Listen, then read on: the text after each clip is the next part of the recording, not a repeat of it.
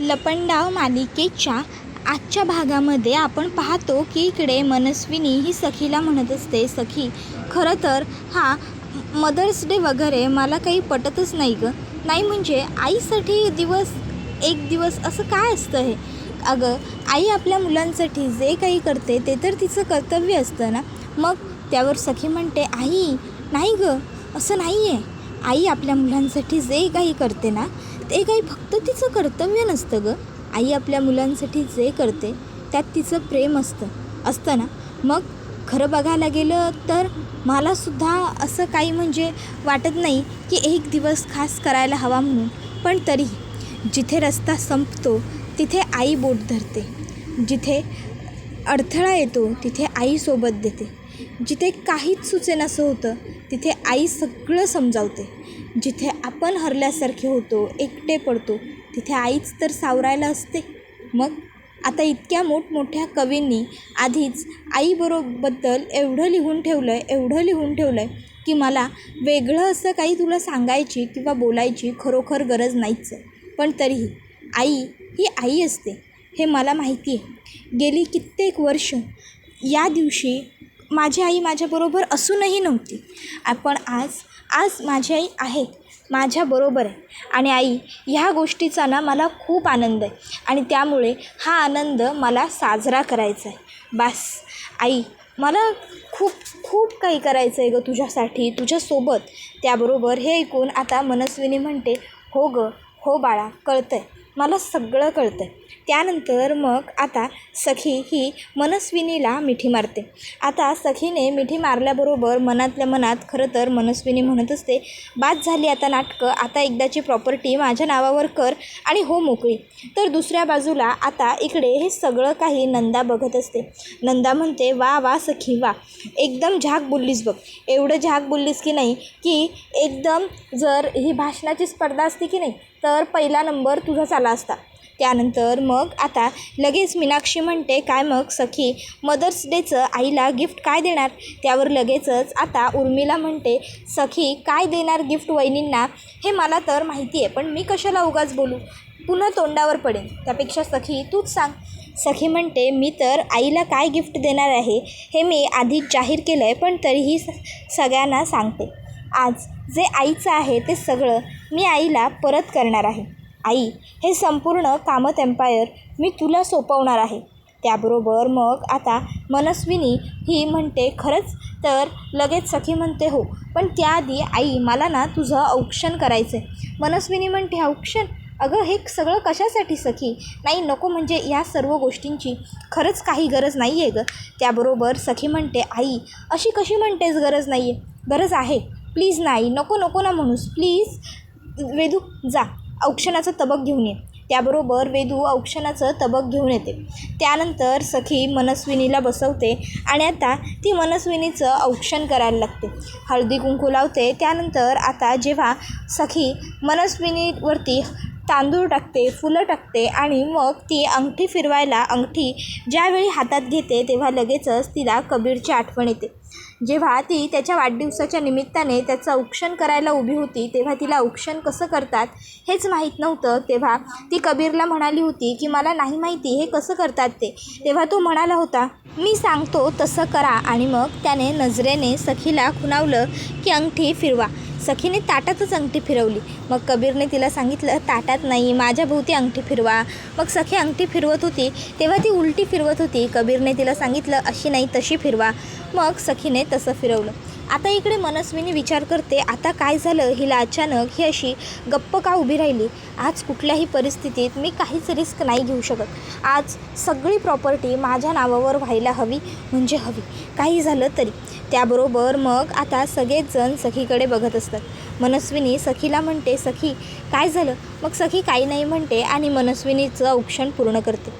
तर दुसऱ्या बाजूला आता गौतम काका हा देवाजवळ आलेला असतो आणि तो प्रार्थना करत असतो की तुला माहितीच आहे सगळं, हे सगळं माझ्या खऱ्या तेजस्विनी वहिनीचं आहे. मग हे सगळं काय या सरकारच्या घशात चाललं आहे? काहीही कर, अगदीच काहीही. पण आज हे सगळं ह्या सरकारला लुबाडण्यापासून थांबव. ह्या सर्वावरती माझ्या खऱ्या वहिनीचा हक्क आहे. जर आज तुझं अस्तित्व तुला दाखवायचं असेल तर तू काहीतरी चमत्कार घडव आणि दाखवून दे सगळ्यांना तुझी खरी शक्ती. माझ्या वहिनीला परत घेऊन ये. तर तोपर्यंत आता या ठिकाणी खरी जी तेजस्विनी कामत असते ती आता म्हणजे आलेली असते हळूहळू, आणि आता ती हळूहळू येऊन आरशाच्या समोर उभी राहते. आरशासमोर ती आता स्वतःचं रूप पाहते आणि स्वतःच खूप घाबरते, कारण ती खूप भयावह दिसत असते. मग आता ती म्हणत असते, बाबा काय आहे हे सगळं? का पुन्हा मला जिवंत ठेवलं? एवढी वर्ष मी त्या अंधारात जगत होते. मनामध्ये आशा होती. तिकडनं बाहेर पडल्यानंतर वाटलं आता तरी माझी सुटका झाली, आता तरी सगळं चांगलं होईल. पण नाही बाबा, तरीही तुम्ही मला या एवढ्या मोठ्या संकटात घातलंत. आता त्या संकटातूनही मला तुम्ही बाहेर काढलंत. बाबा नेमकं तुमच्या मनामध्ये आहे तरी काय? का मला जगण्याची आशा दाखवलीत बाबा? आता जगून मी करू तरी काय? कोणासाठी जगू? मला नाही जगायचं बाबा, मला मारा, मला मरू द्या बाबा, मला मरू द्या. त्याबरोबर मग मनस्विनी ही आता खाली पडते. तर इकडे मनस्विनी खाली पडलेली असते आणि तिथे आजूबाजूला कोणीही नसतं. तर आता इकडे सखीने औक्षणानंतर सह्या करायला पेपर घेतलेले असतात, पण आता तिथे पेन नसतो. मग गौतम काका सखीला पेन देतो. त्याबरोबर सखी पेन हातात घेते. गौतम काका काही पेन सोडत नसतो. सखी गौतम काकाकडे बघते आणि गौतम काकाला म्हणते, काका पेन सोड ना. त्याबरोबर गौतम पेन सोडतो. सखी आता ताबडतोब पेनाने त्या पेपर्सवरती सह्या करायला घेताना मनस्विनीला पुन्हा म्हणते, काय मग मिसेस तेजस्विनी कामत ह्या संपूर्ण कामत एम्पायरची मालकीण होताना तुम्हाला कसं वाटतंय? त्यानंतर मग आता मनस्विनी फक्त मानेनेच छान एवढं खुणावते. सखी ताबडतोब सह्या करू लागते आणि सगळी संपत्ती मनस्विनीच्या नावावर करत असते.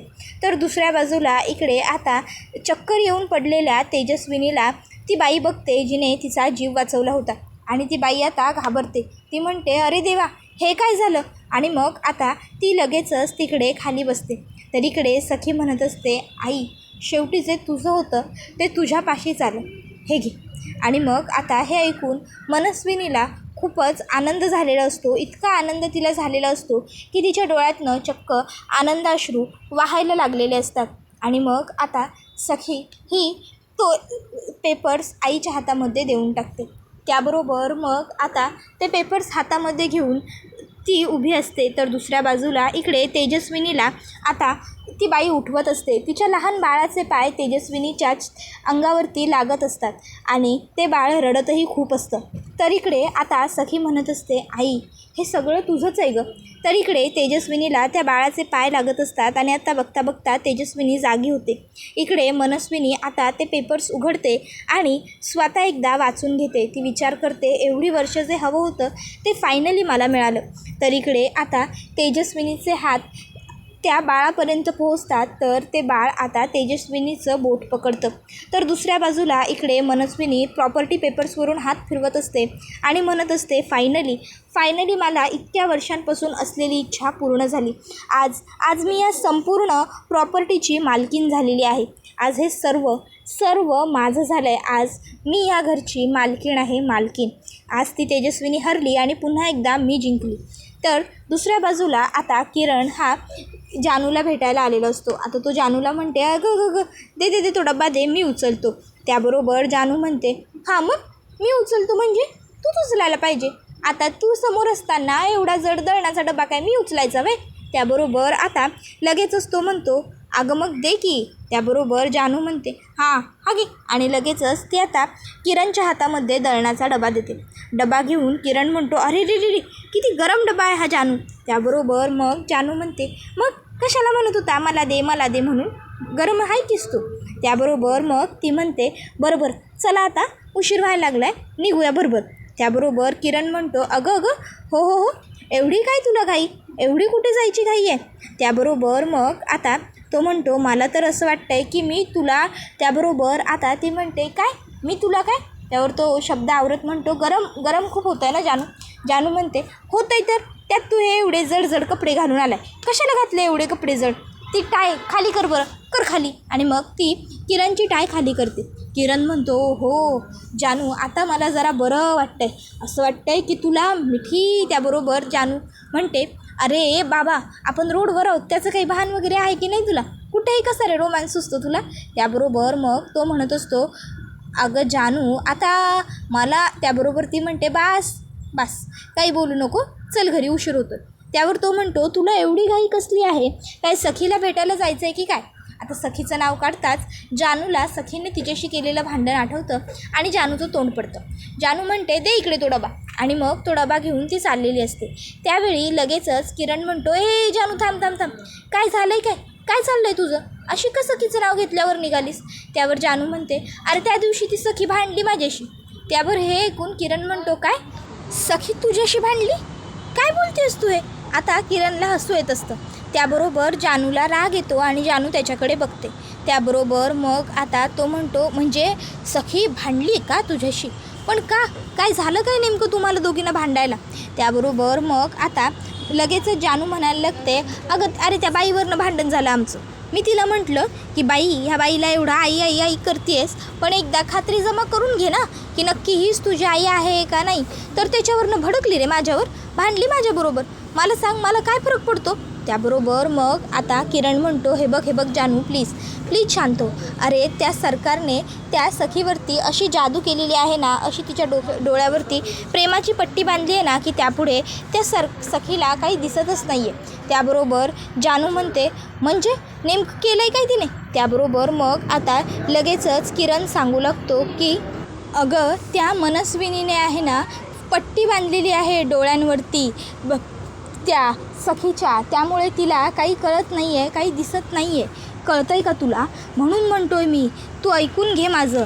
त्याबरोबर मग आता ती म्हणत असते, अरे पण मग हे सगळं असं कधीपर्यंत चालणार? काय या सगळ्याचा अर्थ? काहीतरी करायला तर हवंच ना आपल्याला.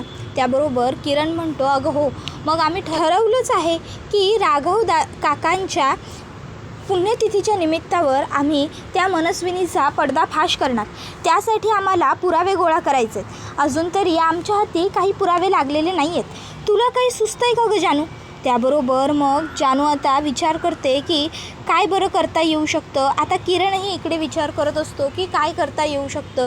दोघंही आता विचार करत असताना मग आता इकडे किरण हा म्हणत असतो, जानू काही सुचतं आहे का? तेव्हा जानूला आठवतं की ज्या माणसांनी त्यांना किडनॅप केलं होतं तो कबीरबद्दल विचारत होता आणि सरकारचीच ती माणसं होती. मग आता लगेचच जानू म्हणते, हो सुचतंय ना. किरण, तुला आठवतं आहे का आपल्याला त्या माणसांनी किडनॅप केलं होतं? ती लोकं आपल्याला कबीरबद्दलची माहिती विचारत होती आणि हा माणसाने माझ्या हाताजवळ ड्रिल मशीन आणली होती. मागे ट्रेनचा आवाज येत होता, म्हणजे मागे ट्रेनचं स्टेशन होतं. त्यावर तो म्हणतो, अगं ह्या सर्व गोष्टींचा काय अर्थ आहे जानू? त्यावर जानू म्हणते, अरे तो माणूस नक्कीच सरकारचा असणार, बरोबर ना?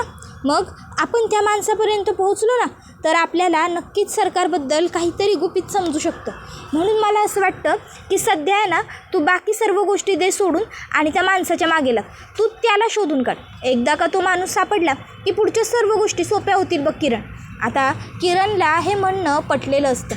किरण म्हणतो, वा वा वा जानू, वा, खरंच तू किती हुशार आहेस. तू इतकी हुशार आहेस ना की मला असं वाटत असतं कधी कधी की मी तुझं काय करू आणि काय नको. त्याबरोबर मग जानू म्हणत असते, बरं चला आता लाग कामाला. रस्त्यात बरं रोमॅन्स सुचतो आहे तुला. बरं चल, आता त्या माणसाला शोधायचं कसं ते तू बघ. त्याबरोबर किरण म्हणत असतो, हो ते मी बघतो. मग जानू म्हणते, चला आता मी निघते, काय उशीर होतोय. आणि मग जानू तिकडनं निघून जाते. मग आता किरण हा विचारात पडलेला असतो की आता मी काय करू आणि त्या माणसाला कसा शोधून काढू. इकडे जी मनस्विनी आहे ती मात्र खूप जास्त आनंदात असते, कारण मनस्विनीला आता प्रॉपर्टी हवी असते आणि फायनली तिला प्रॉपर्टी मिळालेली असते. आणि म्हणून आता मनस्विनी आणि नंदा ह्या दोघीजणी सेलिब्रेट करत असतात. नंदा ही मनस्विनी दारू पीत बसलेली असताना तिच्यासमोर लावणी नृत्य सादर करत असते. मला इश्काचा गुलकंद खिलवा, मला पिरतीच्या झुल्यात झुलवा, राया पिरतीच्या झुल्यात झुलवा, इश्काचा गुलकंद खिलवा, या गाण्यावरती आता ती लावणी सादर करत असते.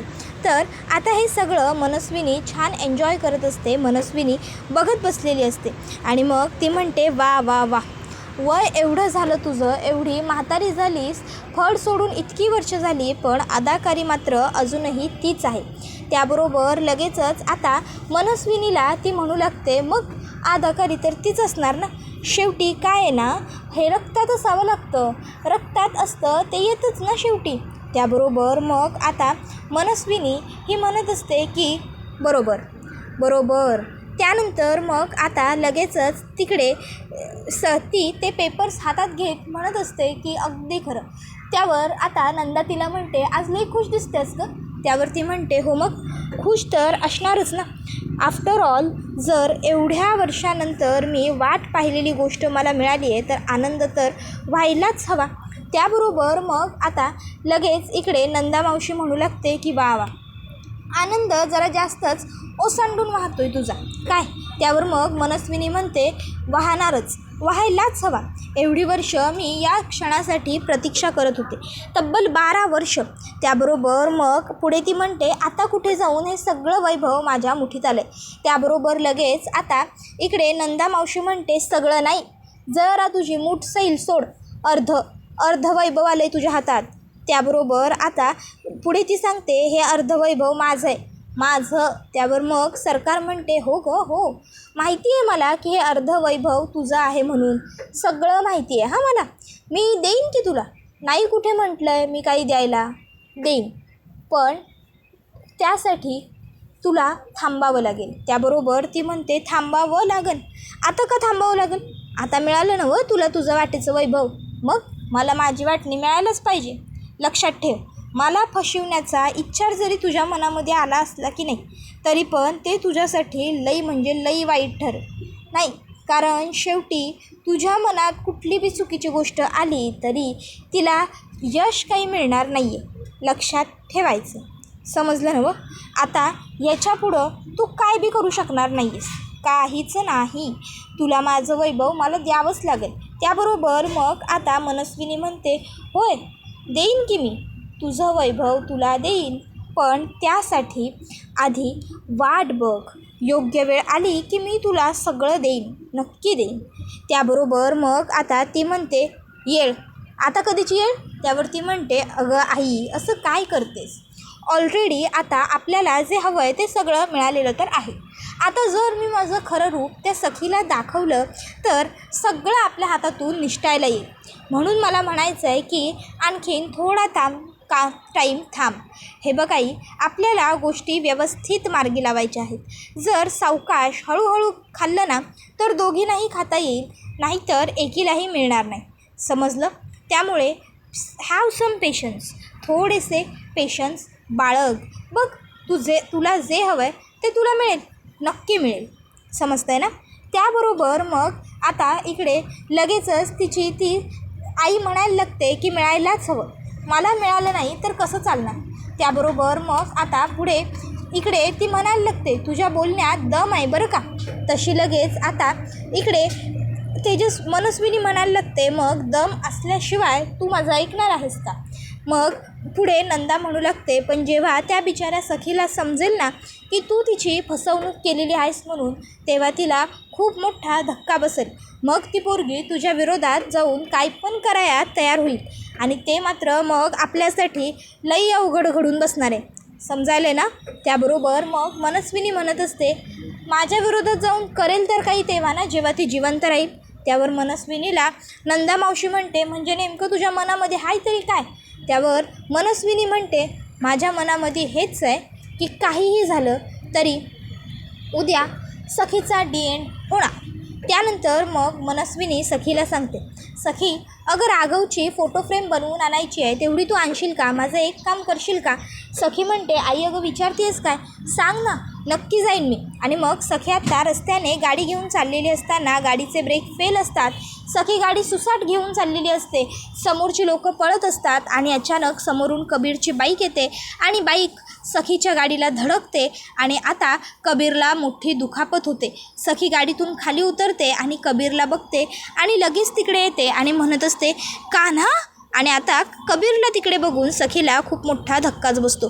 कबीरला खूप जास्त दुखापत झालेली असते, खूप लागलेलं असतं आणि हा व्हिडिओ इथेच संपतो. व्हिडिओ आवडला असेल तर व्हिडिओला लाईक करा, चॅनलवर नवीन असाल तर चॅनलला सबस्क्राईब करा आणि बेल आयकॉन आठवणीने प्रेस करा, जेणेकरून तुम्हाला पुढच्या प्रत्येक व्हिडिओचं नोटिफिकेशन मिळत जाईल आणि सर्व व्हिडिओंचा आनंद हा अगदी उत्तम पद्धतीने घेता येईल. चला तर मग प्रेक्षकांनो, आजच्या पुरतं इथेच थांबूया. पुढचा व्हिडिओ येईपर्यंत या व्हिडिओचा आनंद घेत राहा. तुम्हाला ही मालिका कशी वाटते हे आम्हाला कमेंटमध्ये सांगायला विसरू नका. टाटा, बाय बाय, धन्यवाद. Take care all of you.